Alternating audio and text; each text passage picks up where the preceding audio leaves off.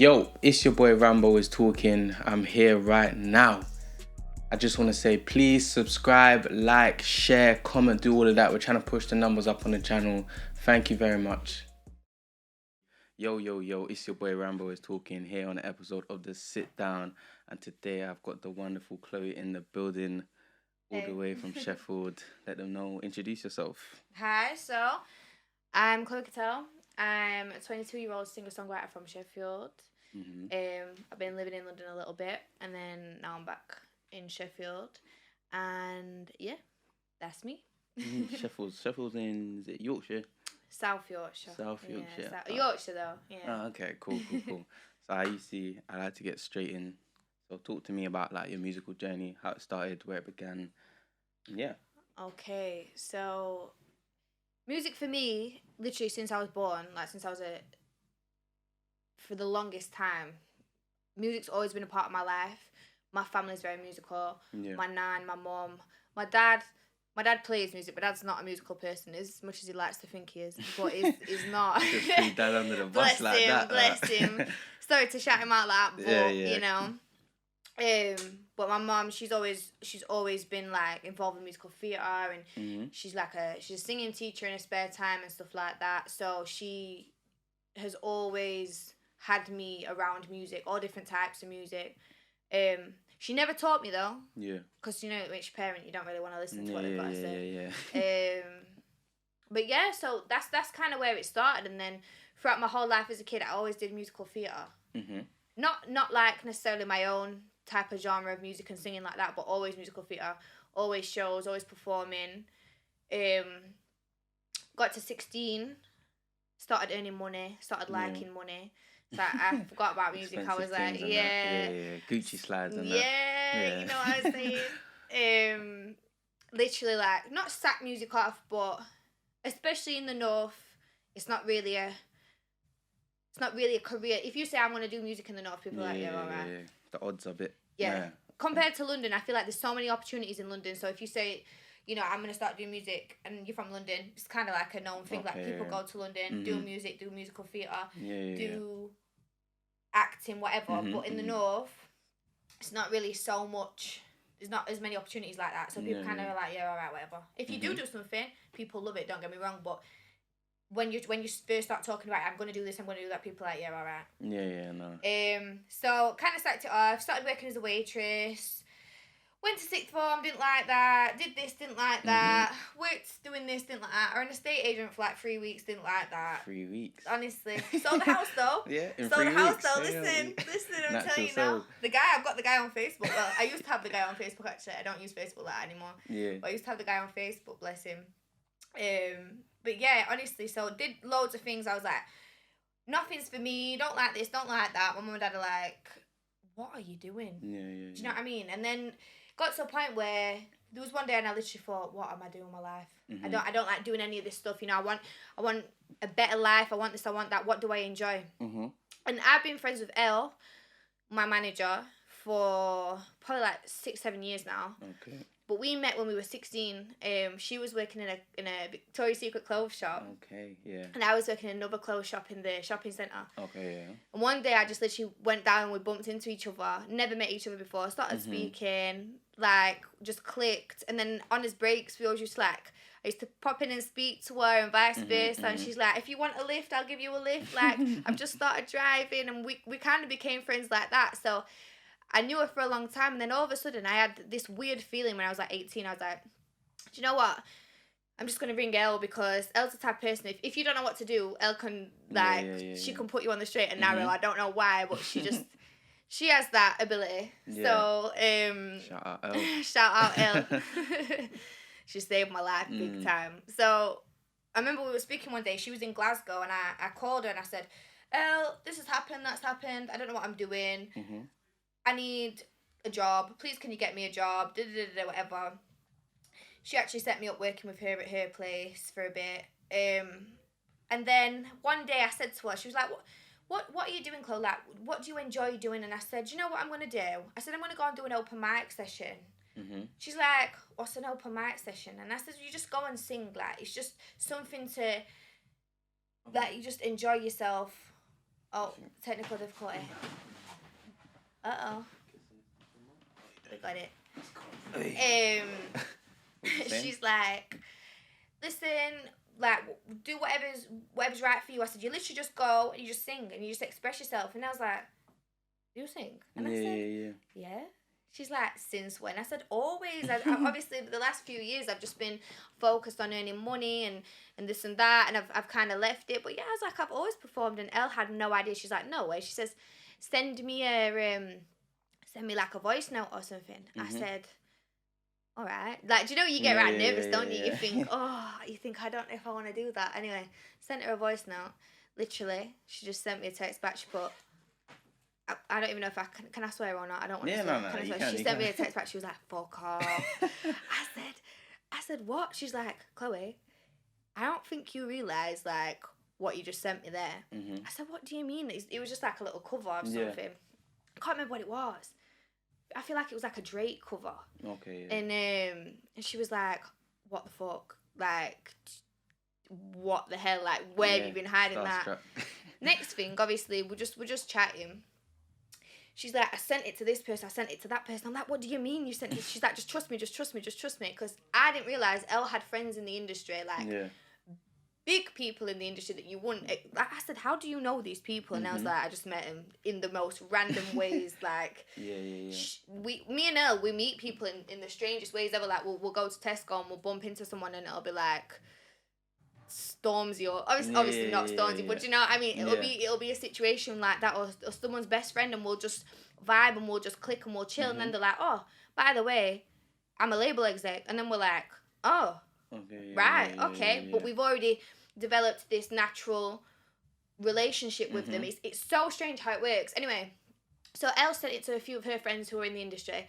Everybody's come back like, who is this girl? Where is she? When can she come to London? And literally, it was like overnight. It was so strange. Everybody was like, right, I've set this up, I've set that up. And we were like, I said to Elle, where do we go from here? And she said, well, it's funny you say that because I've always wanted to manage people in music. And I said, shut up. And she always says to me, still to this day, she's like, I always used to wonder why I used to meet these people and these connections. And I used to think, that's so strange because the way that it comes about and things come about, like, we never went looking for this. It kind of came to us, and then we were like, okay, let's do it then. If we're gonna do it, we're gonna do it properly. And we kind of took it all in, and we were like, right, let's go for it. And then we've never looked back. So that's where it happened, and that's where it went. And from then we went and met these people, connected, met other people, have done things, got in the studio, and literally like, ain't looked back since. Here we are.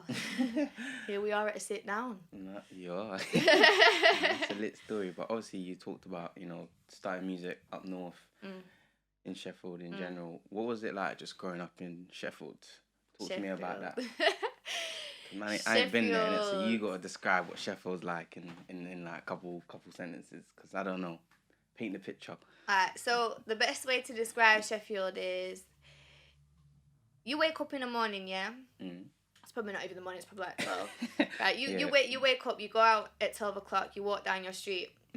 There's 3 or 4 people walking down the street. You don't know any of those people, not one of them. But everyone walks past in the morning and they say, morning, hi, love, you alright? How are you? You're never gonna speak to these people ever again, but everybody, I would say, especially living in London for a while, I've got a lot of love for London, and I'm very thankful for London, but I miss the friendliness of the north. It's different up there, especially Sheffield, my city. I think Yorkshire especially is a very friendly county.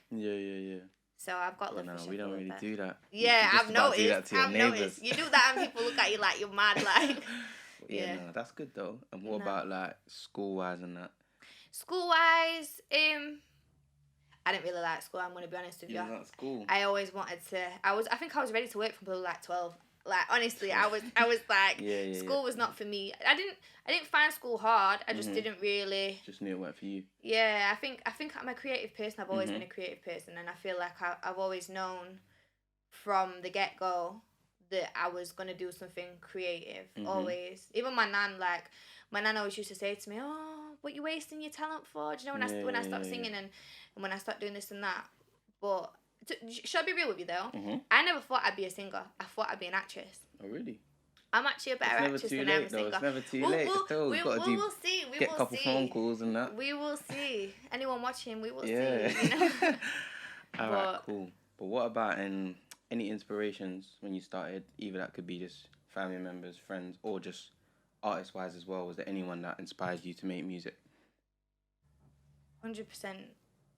So, obviously, like I said, my mom's a very good singer. She's got a beautiful voice. Very different to my voice, but she's got a beautiful voice. She used to be on some Gilbert and Sullivan shows in London actually when she was young. Okay. But when she was young, I think my mum felt like, obviously back then, you say I'm gonna be a singer. I think my granddad will like shut up, like, no you're not. Be a nurse or be this and that. My mum's a nurse. But she's very talented, my mum, and I feel like having that creative. My mum always encouraged me to be creative, always from a young age, and encouraged me to express myself through being creative. That we used to put shows on when I was a kid, like that was a thing. Like other kids were playing with dolls and stuff, and I'd be like, right, ticket to my show, 50 pence. Hustling. Make sure everybody's here. You're on time, but I'm always late anyway, so there's no point in being on time. But my mum's an inspiration, 100%. Also, my mum, I grew up, obviously, with my nan as well, because my nan looked after me a lot. When my mum had me, she went straight back to it. She was a nurse.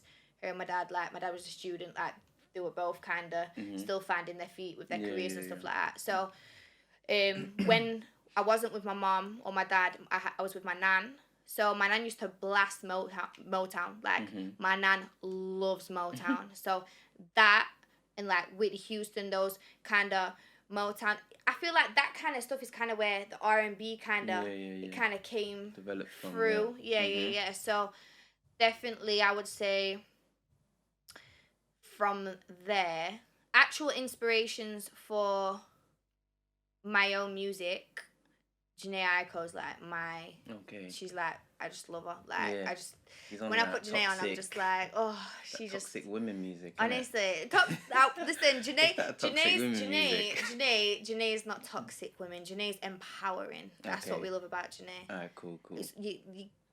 You think it's toxic? I say empowering. She's showing women.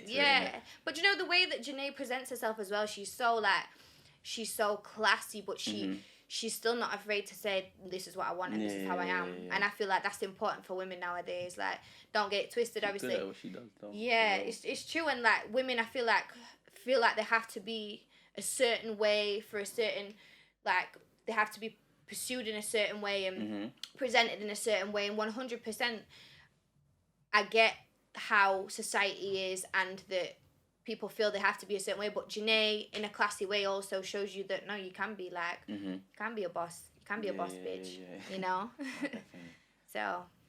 And you touched on it a little bit, but talking about like the turning point of music for you. So you've done it before. You started working. You met Elle. You're doing music. Yeah. At what point did it like, boom? Okay, this is real life now. Do you know what? So the first time me and Elle went to the studio, was actually mad because we went there and obviously we've like got in the studio. We didn't know what we were doing. We had no idea what we was doing. Like no idea. So we booked one of those, pirate studios. Yeah. So we booked pirate studios. We've gone and sat in there with a laptop. We're like, right, we're here. We're in the studio. What do we do? We had no engineer. We had no. We never used any of that equipment before. We sat there. We were like, we paid a $5. I think we're at $5. We're at 50. No more than £15. Sat there thinking, right, this is it now. Music career, we're doing it. Yeah. We sat there for like an hour. Yeah. And we just sang. Like I just sang covers of stuff. We were like, right, we actually need to think about what we're gonna do now. So, contacted one of his friends, and he set us up. He's a really good guy, really good friend of mine. Set us up in a studio down in Islington. And we recorded something. I'm trying to remember what we recorded. We recorded like a little cover, and then it was like the first proper song that I think I wrote. Yeah, it was. It was the first song I ever wrote, and it is gonna come out. Oh, is it? But not yet. Yeah. I'm not ready to release that one yet. I feel like I want to release that one in the future when I'm more established because I want people to actually, I want people to actually bangers, you know. It's a special one. It's a special one. Yeah. So we recorded a version of that, but it's not the version that's going to come out. And then that night we were so tired because we were skinning. We were like, right, well, we've paid for the studio, and then we need to go home now, but we can't afford, if we go studio, we can't afford to stay in a hotel while we're here. So we was like, right, we'll just drive home. And it was like 3 a.m. driving home. I had work the next one. I was working at Nando's at the time. Elle had work the next one, and I think we were crying as we were driving home because we were so tired. Like, we were sat there crying. We were like, I just want to get home. Pulled up at a service station, slept in the service station for a bit, drove home. When we both got home, we were like, we can't do this. We can't do this with no money. Like we can't live this life. And like as families and stuff like that, we've always said that the main reason why we want to do it is so everybody's fine, like everybody's calm. We've got everybody like that. So literally, I think that day when we thought, right, if we want to have a better life, like we're not doing this while we're crying because we're driving home because we're tired. We're gonna book a hotel. We're gonna have the money to be able to do what we want to do. And literally from that moment, we got invited to a show, a friend of ours' show as well, and we watched the show and we were like, yeah, it's go time. Like, this is it. This is what we want to do. Yeah. We've seen how life can be, so it's go time. And it's not about like the fame and the stuff like that. I literally just, for me, want to do something that makes me happy and know that I am financially stable enough that to be able to provide for me and my family. That's actually the main thing. Like some people do it for different reasons, but I feel like for me and Elle, that was both how it started, and then as time's gone on, like we're just having more fun with it, getting to know more people, and you start to realize like the more you actually engage and interact as an artist and connect with people and network with people, the easier it gets. Yeah, more opportunities. 100%. So I feel like if you throw yourself into it, that's the best way to do it. Like if you tip your toe in, like if you dip your toe in, you know, like you're getting there. But in order to do it, you have to go for it. Like you can't hold back and think, what if this? You can't think what if it don't work out. You just gotta think, but what if it does? So definitely. So yeah. That's when you was like, cool. That was it. I was like, it's go time now. Yeah. I'm not driving home at 3 a.m. again. I'm getting a hotel. We ain't trying to do that. But talk to me a bit about your musical process. Obviously, you're a singer and songwriter. Yep. Do you write at home now, or do you write in the studio? How do you like to go about making your songs? I've done both. I personally write better at home. That's me. I like to write when I'm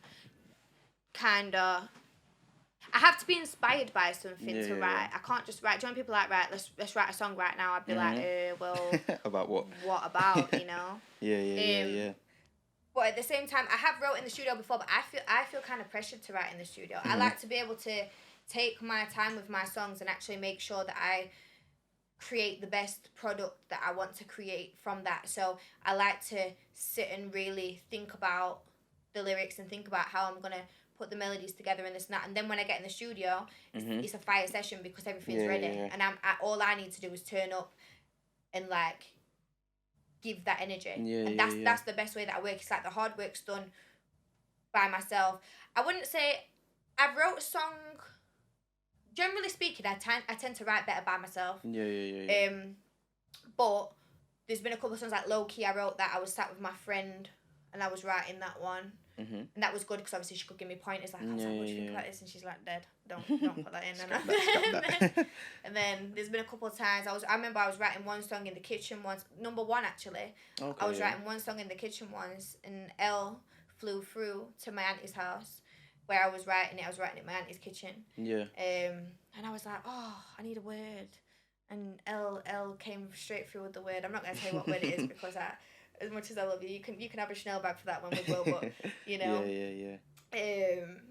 But yeah, like, I do tend to, my process is more writing first and then getting in the studio. Yeah. Because I like being able, I'd rather have 5 songs written, get in the studio, just get them smash them out, get that energy, like, keep that energy up, because I feel like when you're trying to sit in the studio and you've got everybody watching you, like, come on, Chloe, like, write a banger, it's just pressure, I just can't do it. Yeah, no, definitely. Obviously, there's going to be times in my life where I do have to do that. And in a different vibe, if everyone's vibing, if we're all drinking and this and that, and I'm writing a tune with somebody else, that's probably the best way to write it. But I'm kind of like a tunnel vision kind of girl. Like, I go, I like my business, I like it to be done, dusted, and then we can party afterwards, you know what I mean? Definitely. So how long do you guys usually spend in the studio? Do you like short sessions where you just go and just do what you need to do, or do you kind of like to just vibe as well? Because I know some people in the studio for like 12 hours and stuff like that.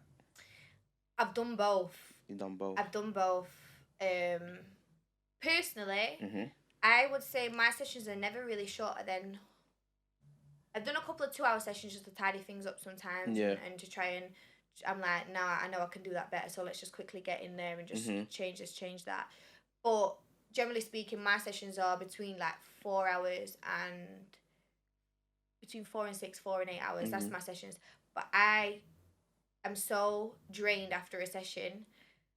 I don't know how people do 12-hour sessions. That I think that would actually kill me off. Like because I like to be so in it. Like I can't relax half when I'm time they're eating. Yeah, like I'm. Don't get me wrong. We have done it before. We've had a chill. We've had a little drink. And we've had some food. And that's just like standard. Like you got to eat in there because if not, you're just gonna lose your drive. But I put in my studio sessions. I'm so like right. Next one. Like I'm so on it that when it comes to like vibing, I think I'd probably be asleep in the corner. Everyone else would be vibing and the black clothes knocked out again. So makes sense though. And what about like producers? And have you worked with any producers? Yeah, so to be honest with you, most of the producers that I work with are from London. Okay. So they just bring you into sessions. Yeah, I've got a session. I'm not gonna tell you who, but I got a session with a producer soon, who's a really cool guy. He's got some beats for me, so I'm very excited about that one. In fact, I'll tell you about one of my friends. I got a friend called Bass Boy. Do you know Bass Boy? Yeah, he's from Brum. He's very very talented artist. He's an artist as well. He's a DJ. So, Bass makes some beats for me sometimes. He's so talented, so I've got some stuff that I've got coming with him as well. Yeah. Really, really cool guy. Got a lot of love for him. So that is one of my actual friends who's also like producer and stuff as well. So I'm really excited with that stuff. Other producers that I've worked with in London, cool guys again. I feel like I've worked with some producers in Sheffield and they're cool. They're very good at what they do. But generally speaking, my vibe, the producers that I've met down here, I've just clicked with, and it's kind of just you know, like we've just kind of vibed. Especially Rich 552. I do a lot of my recording with him. I just love the way that he records my vocals. We work well together. So yeah, shout out to Rich. So it gets to the point where they know everything you like, everything you need. He knows to a T. Like he just knows like how, straight away. He's like. Even at times where I'm recording something, he's like, do that again. You can do better with that one. And I'm like, Rich, why? But he's like, come on, stop it. Or sometimes he's like, go and chill out for a minute and then come back. And then, I've got a good relationship with Rich. So. Do you like, ever get involved in the creative process of like the beats, instrumentals, or is that something you're looking to do?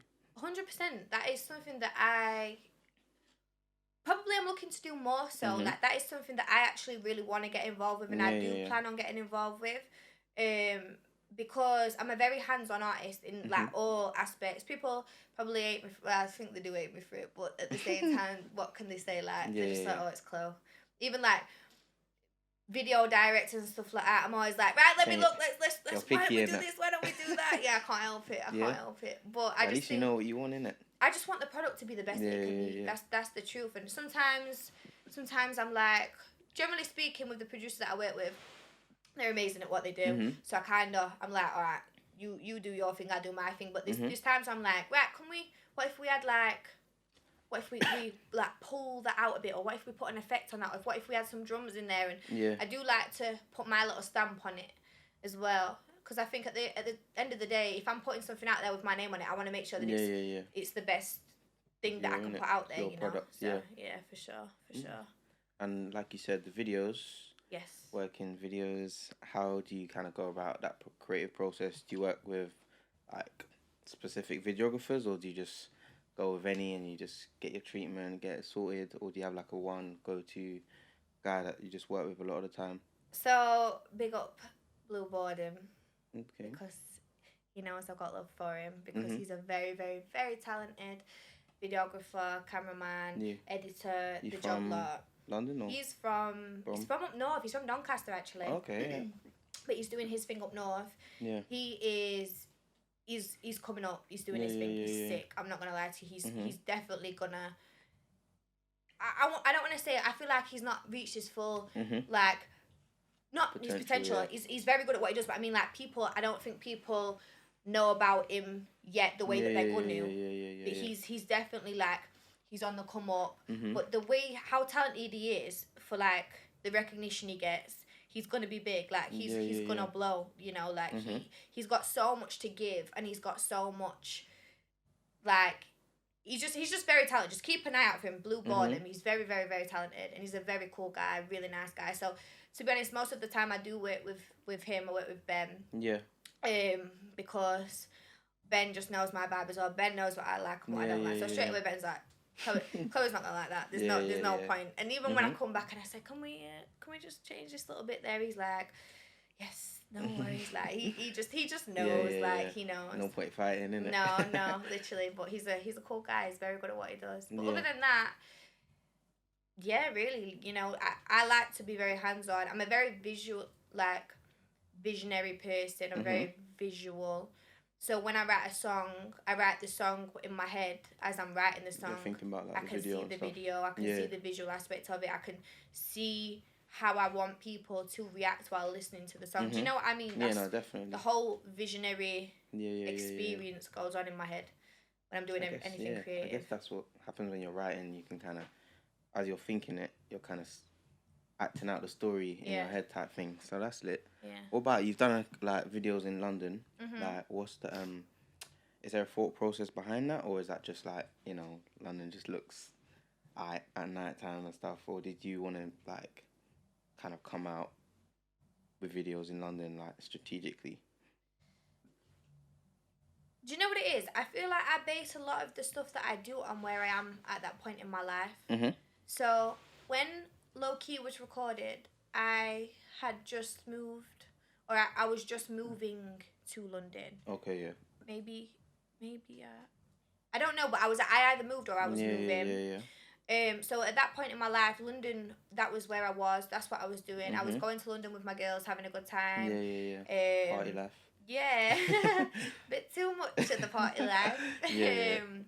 That's the whole reason why I came down here, because I had some stuff to work on. I never knew how long I was going to come down for. So I've been down for like 4 months, just short of 4 months this time. And now, obviously, I've got to go back to Sheffield to do some more stuff. But I do see myself obviously coming back down again. But really, it was just to work on the EP and stuff like that. So while I was down in London, it made sense. My whole life was in London at that point. So that's kind of why, I wouldn't say it was strategically done. But just that moment in your London's life, got that aesthetic as well. It's not really the same doing it at NCP car park in Sheffield. You know what I mean? So we know where that is. Like, shout out there, innit? Yeah, shout out NCP. We do love you. We love you for that. Have you done a video in Sheffield yet? No, I haven't. So that one's coming.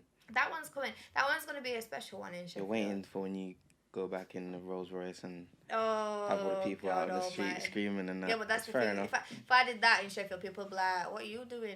Like, who do you think you are?" Like, that's London stuff, innit? It don't matter. It don't matter how famous they are. I could literally be like the next Ariana Grande, and they'd be like, "Look at her in the Rolls Royce. Who does she think she is?" I thought it was friendly. What happened to the friendliness? Nah, they are.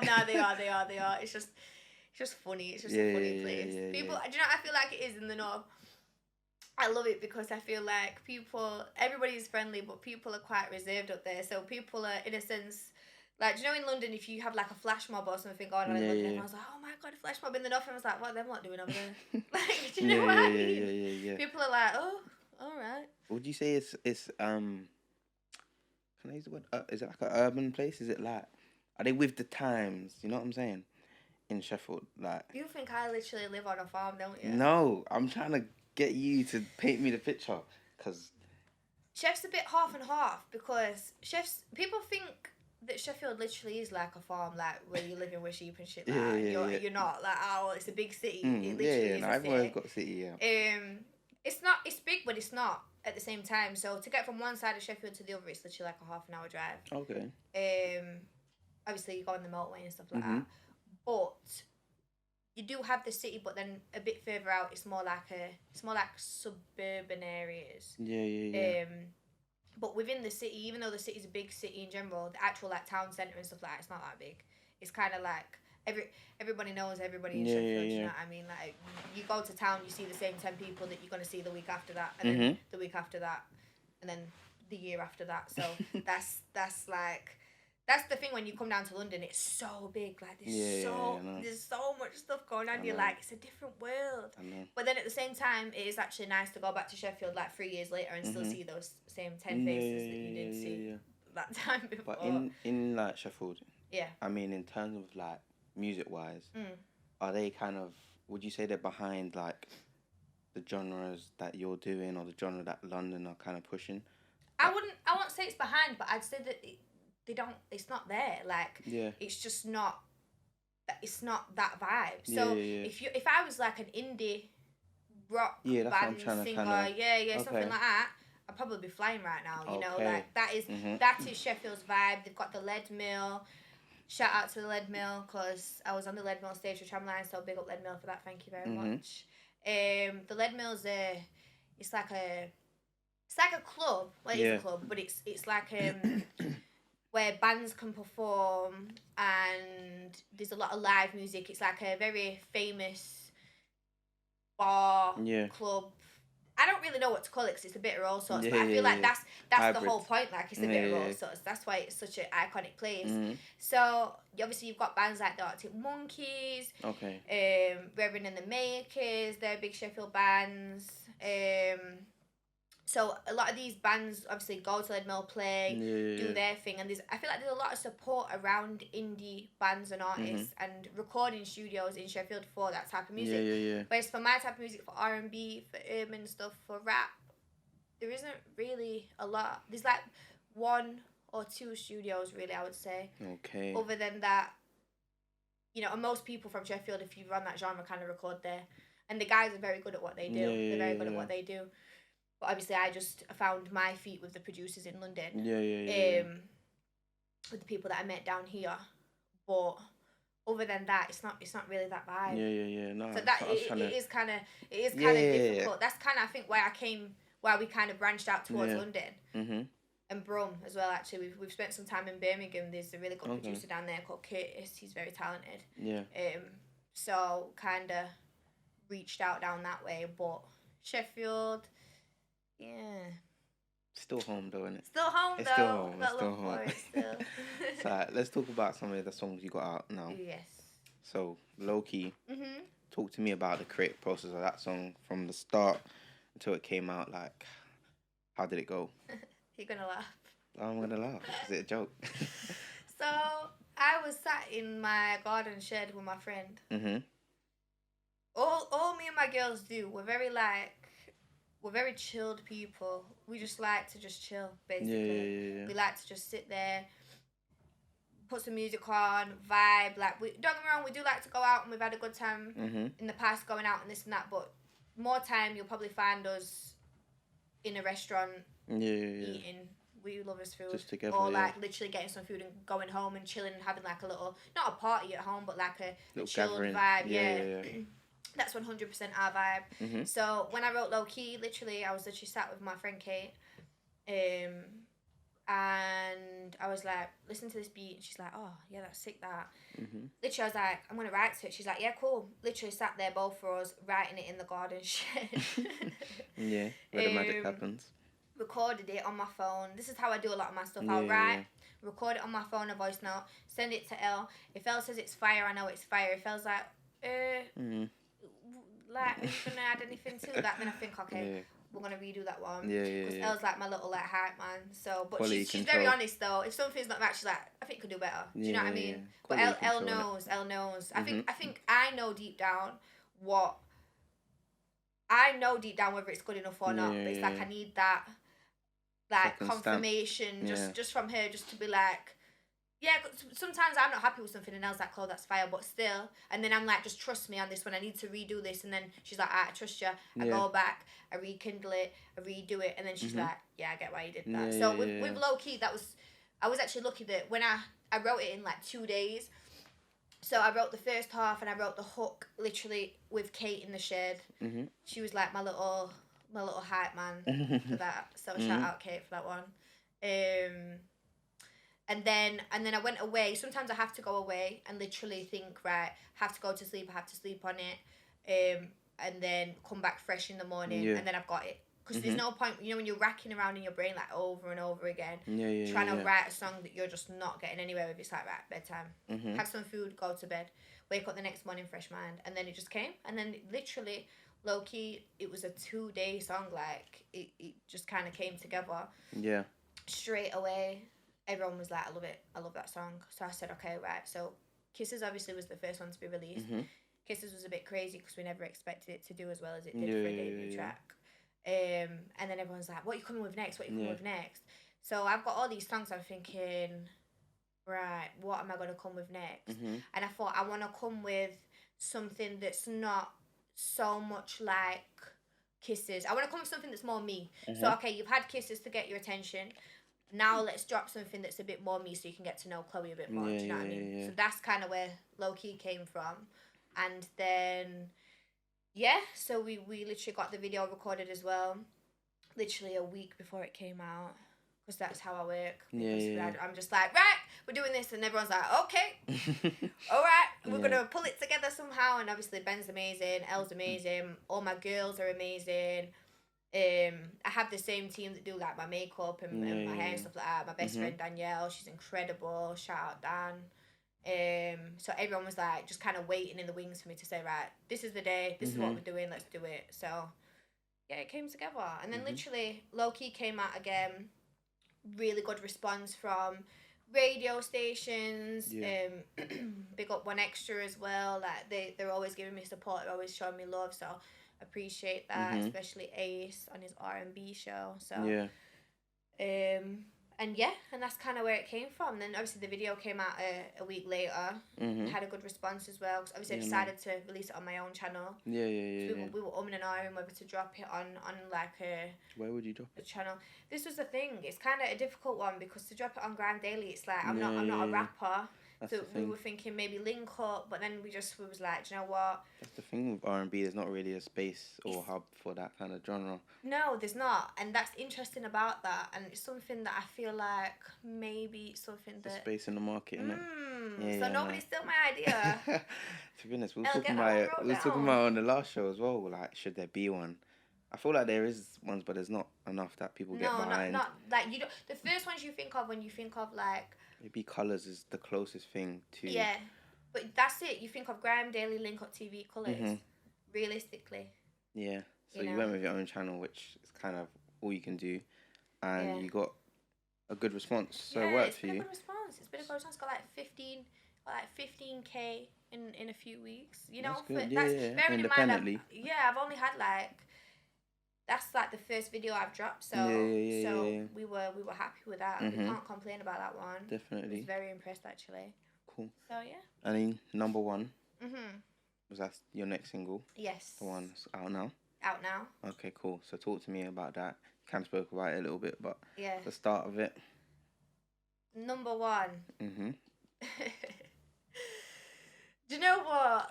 Life is mad. So I wrote number one. I was in my feelings, and then I sorted my feelings back out, and then we're open now. But do you know what? Stuff like this, I always think. Do you know when something happens in life and you think, why has that happened? I always write a good song from it, so I can't complain. Like, you know, sometimes if things are going too well, I won't write any bangers. So I'm about to like. Someone can break my heart. Let me write a banger. You know. That's that Jenny Aiko. Literally. No. So obviously when I wrote number one, there was a lot of things going on. I was moving and just a lot of things, not even relationship wise, but you know, just with a lot of people in general and things like that. And it was a case of sometimes I think as a female, as a young female, like you forget like your worth. I know I have done a few times, and then it's not even about like it's not even about, you know, looks or about money or about anything like that. It's you as a person. And I feel like when I wrote number one, I was at a point in my life where I was like, what am I doing? Yeah, You know, yeah. and I feel like I've gone through things in life and I've learnt my lessons, and I'm thinking, why am I not remembering what I've been through and how I've come out the other side, and who I am. Like, don't ever let Yeah, anything make you feel like you're not worth what you want to be, and you can't do what you want to do, because you can do whatever you want. Like, it's not like I'm a motivational speaker now, but no, it's facts, you know, facts, that's facts. it's facts. So I kind of wrote the song because I was like, okay. I picked myself back up and I said no. And you know what, to all those other girls, especially young girls, I wish somebody would have said this to me when I was like 15, 16. That number one is what I needed to hear when I was like 15. So that was the main reason why I wrote it, because I wanted people to listen to it. And that is exactly what, especially females, I want them to listen to my music and think, do you know what, yeah, I am enough, I can do what I want, I can be who I want. And that is basically where it came from. And I think obviously with the types of songs that I've brought out, they're all quite different. They're obviously similar in a lot of ways, but they're all different. But they are all trying to be empowering to women. But this one especially, this was like the top off saying, just do you. Like, literally do you. Yeah. So that's why this one was important for me, especially before any performances, before anything like that. I thought, I want to get that out there, because if I do a performance or something, people say, oh, let me go and have a look at her music. Straight away, okay, I can see what she's about. Do you know what I mean? So that's number one. I wrote that one in my auntie's kitchen, like I said. That was that again was a 3-day song. I feel like all the songs that kind of come to me like Quick that turnaround. are quick turnaround songs when I'm really, you know, inspired. And I just, as soon as I recorded it, I literally went and recorded it the next week and said I want it out this month. And then Elle was like, right, we'll do it then. Turn around, boom, done. So yeah. Guess that's another perk of having it on your own channel. You can just drop whenever That's you it. want, innit? That's exactly it as well. I mean, there's swings and roundabouts to both. Obviously, you know, the channels are amazing. They've got amazing perks to it, having the subscribers and having the actual promotion. Like, channels are amazing, but at the same time, it's kind of hard unless you're a massive artist and you're like, right, I'm afraid I want to drop this tomorrow. You know what I mean? But yeah, so I guess what it is. now you've kind of built a little fan base of your own on your own channel now. People that actually want to listen to you. Now what? You have, innit? It's good. You're building up your own. Like, now you've seen a lot of the artists that you're referencing that used to drop on those channels. Now they're going to go make their own channel. 100%. And now you're starting that way. Might be a bit longer, but once you do it, you know what I'm saying, you've got that fan base there. Yeah. So what about the video to number one? Have you done that, or you? So the video to number one is, I'm still waiting on that to be sent to me. It was done. So it's recorded. Yeah, so I'm just waiting on that one, and then we will.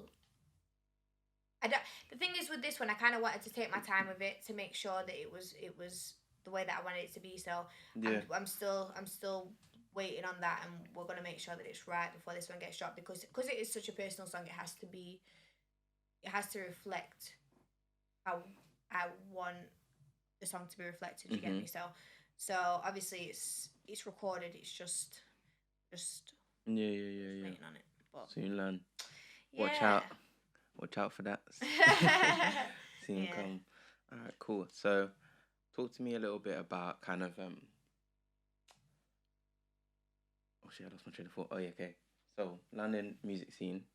Obviously you're from Sheffield. Yeah. Do you feel like you have to kind of be in London around that kind of music scene to get where you need to get, or do you think it's just slower coming from up north or other cities, or do you need to have like a stamp in London somewhere?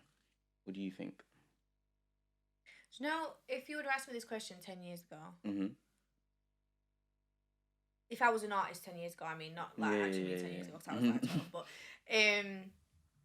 I would say that you probably would have to be in London, because that is where all of the labels are. That's where not even that you need to be with a label, but you know, like when people think about music, it's like, oh, you've got to be signed by a label, you've got to be doing this, you've got to be on TV, you've got to be all these things, here for interviews. And I feel like the power of the internet now is so mad. So big.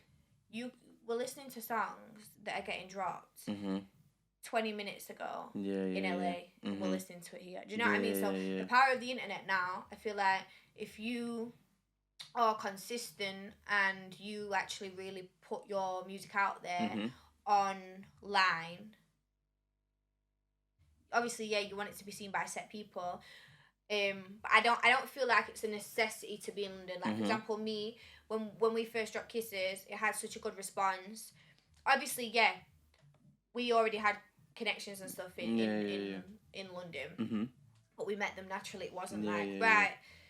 We're gonna run away to London and find some people.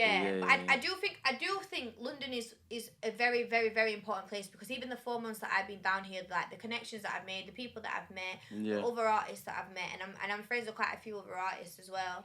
It has been beneficial. But it's kind of been beneficial not necessarily to my career, but actually to my life, for me to learn things. You know what I mean? Like we're not.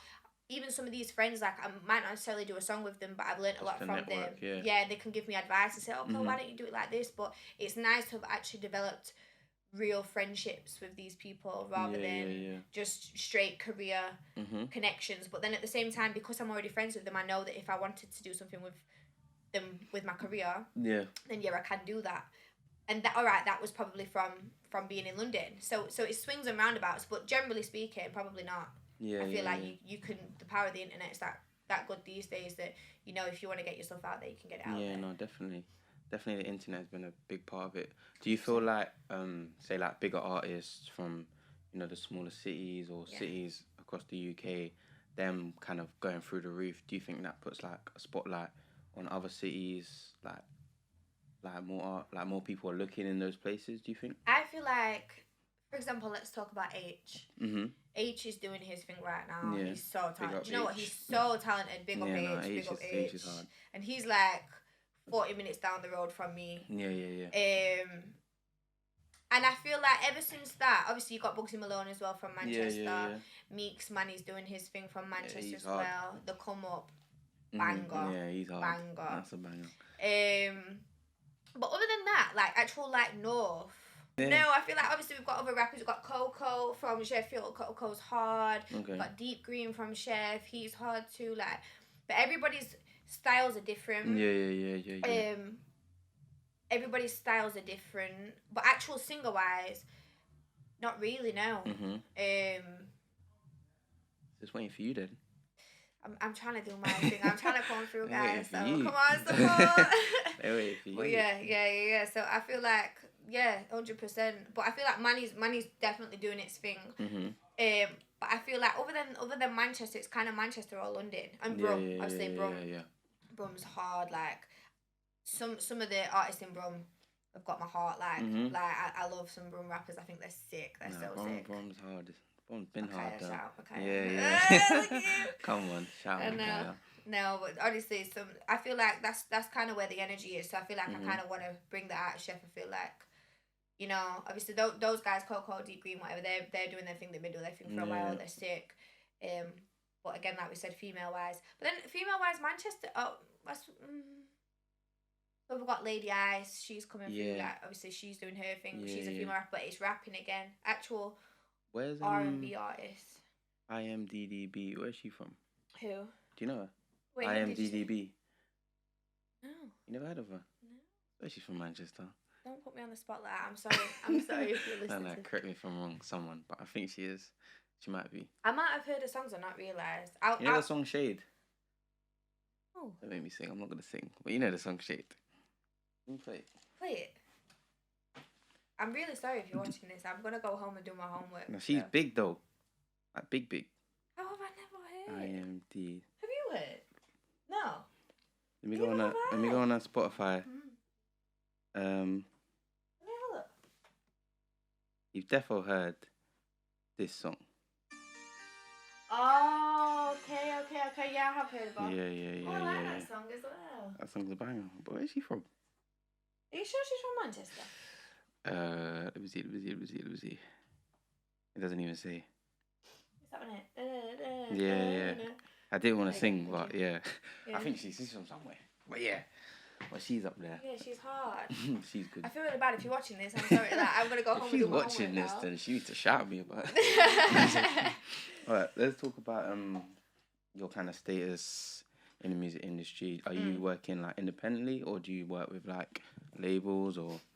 So right now I'm independent. Mm-hmm. That's not to say I'm against labels, because I'm not. I'm just obviously doing my thing right now. Yeah. And I think the most important thing for me is I really enjoy being creative. So until I find somebody that wants to create a relationship with me, which allows me to be creative still, then I'm just kind of waiting. Like, I don't want to let go of my creativity. You know, I'm willing to work with other people and labels and stuff like that potentially, but it all depends on, you know, whether I'm able to be right, innit? Yeah, that's the thing. I'm not people. Some people are like, no labels, but labels are actually very beneficial in some ways. You know, definitely. So we're not against anything over here. We're just we just want to make sure that it's right. That's the main thing. Okay. That's the main thing. So say a label approached you. Yeah. You got the contract in front of you. What is more of a decider for you? Money or like creative control? Realistically, I'm going to be honest with you. It's probably the creative side. Okay. That's actually probably the thing for me, because the whole reason I'm doing this is music makes me happy. And obviously people be like, oh, shut up, like obviously money helps the situation, but it's not all about that, because you can have £1 billion and be the most unhappy person in the world because you have to do you have no freedom. You know, so for me, probably still the creativity, but like I said, when we speak to labels and when Ella speaks to labels or whatever, then we'll have those conversations when it comes to it, as we have done. So yeah, that's the main thing for me. But other than that, I'm not against labels. But right now, just come correct. Right now, I'm just doing my thing, and we'll just see what happens. Just building, innit? We'll just see what happens. No, definitely. What about collaborations? Is there anyone in the industry that you would like to collab with? 100%. This is your time to just 100%. call them out. 100%. I'm trying to like. You gotta name them all. Name them all. Yeah. Obviously, Janae. Okay. We love Janae over here. Cardi B, do you know how much I love to do a chat with Cardi B? Do you know what I mean? She's just a bad bitch. Like, she don't care, and I love that. I absolutely love that. Love that. I got a friend actually, but I can't tell you who. But we're kind of working on something at the moment. Who's a rapper? So yeah, he knows who he is. So shout out to him. I'm looking forward to that one. Yeah. I would love to do something with. See, this is a hard one because I'm trying to. I don't want to offend anyone. You know what I mean? This is the problem. You can't offend no one by saying someone. Yeah, but this is the problem. Miss Banks, she's hard. I'd love to do a chat with her. I just think she's hard. Like we've always listened to Miss Banks, so literally from back in the day, my manager, myself, you know. My girls, like we've always liked her, literally even before she was big like now. So love to do something with her. I think she's sick. Trying to think. Obviously Drake. Who don't want to do a song with Drake? It's Drake. Come on. Honestly, yeah. But off the top of my head, that's probably the people that I can think of. Yeah. Off the top of my head. So do you like doing collaborations, or are you more just singles? Like by yourself? No, I love doing collaborations, you know. So me and Micaiah, he's an artist from Birmingham. Yeah. He's sick. He's actually yet to release anything yet, but we've soon land. We've actually been working together for quite a while now. Since last year, you know, like back and forth with tunes. Like we vibe well together, we get on really well together, and the whole like collaboration is fun. It's so much fun. Excuse me. So 100%, I'm always down for collaborating.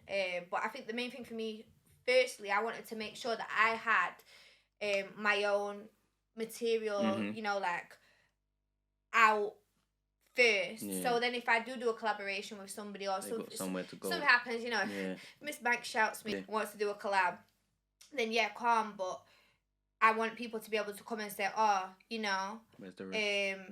this is what she's already got done. Yeah. You know, so it's like after you do a collab, they might want to say what else has she got. Yeah, Like, exactly. You want to see. Okay, yeah, she's done a collab, but that's their only song. So what else have we got to go up? But then there's that catalog there. You know. So yeah. Definitely. So I got a question. Mm-hmm. How do you stay motivated? How do I stay motivated? Yeah, just in this music industry, the ups and downs, the driving from Sheffield to London to Birmingham, all over the place. How do you just keep going? Like, what is it that keeps you ticking? But I remember why you started. You can't ever forget why you started, and it's hard. Like sometimes I'm not gonna lie to you, staying motivated 24/7 is difficult. Anybody that says that they're motivated 24/7. I don't want to say you're lying, but you're lying. Because we need those times to also have times where we're like, right, I need to just relax. You know, even if it's just for 24 hours, recharge, regain strength, and then get back on it. You need to also relax. Like, that's one of the things that I learned. You can't be on, like, job 24/7. Nobody can. We're all human. But the main thing is, once you've recharged, have those times to recharge, then you're back on it. For me personally, my motivation, it's gonna sound cringe, it's gonna sound cliche, but obviously again it's my family. Like that's the situation. And I think when I come to London and I see, you know, there's all these nice cars. It's not even about money, but there's all these nice cars, all these clubs, everything's so expensive, it's this and that, and it's kind of like, what motivates me as well is kind of financial freedom. Like, not even being a billionaire or being this and that, but doing whatever you want to do, innit? Yeah, like when things have been tough, I think you always remember, like, do you know, money's not everything, and it never has been, it never will be, but it does definitely make things easier. So if you can work on something that you actually enjoy and are financially free from that situation, then I feel like that's motivating, because all the stress of everything like that, you know, if you can kind of make things easier for yourself, why would you not? But like I said, for me, it's not about money like that, because, you know, as long as I've got enough money to have a roof over my head and food on my plate and stuff like that, like, I'm rich, you know. Definitely. But the motivation is when you come and see these things and this and that, and then sometimes you think, well, you know, and people motivate me. People that tell me that I can't do it. I love it. Definitely. I don't love it, but you know what I mean? I'm like, okay, all right, then, calm, let's go. Honestly, like, you tell me that I can't do it, I want to do it 10 times more. And that's the thing, like, I will literally say to Elle, you know, if somebody knocks us down and says, nah, whatever, we're like, all right, cool, let's do a little, one of them ones, and then we're like, safe, let's do it then.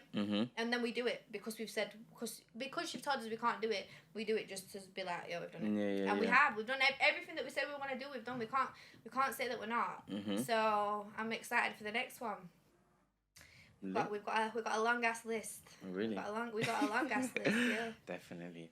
That even leads to my next question. What is next for Chloe Cattell? What's next? Do you have anything in the works? You tell me, I don't know. I asked Elle what is next to me. Any projects? You saying you're working on an EP? How's that? What stage is that at right now? Yeah, so the EP is very important to me. It's a very important piece of work for me, because, all right, yeah, you've had 3 singles so far. We've got another one on the way. I'm not going to tell you too much about this next one, because I'm very excited for everybody to see it and hear it. It's something that I've been working on for a little while, so this one had to be saved until I was ready to release this one. The EP is going to be a body of work that I am proud of and happy with. So I don't want to put a particular date or time on the EP, but it will be released towards the end of the year. Okay. If not towards the end of the year, early next year. But it's really going to be a body of work that I've worked hard on. I want it to be quite a big EP. The way that it's going as well at the moment, I feel like it's going to be quite a big EP. Have you got a name out there yet? Name.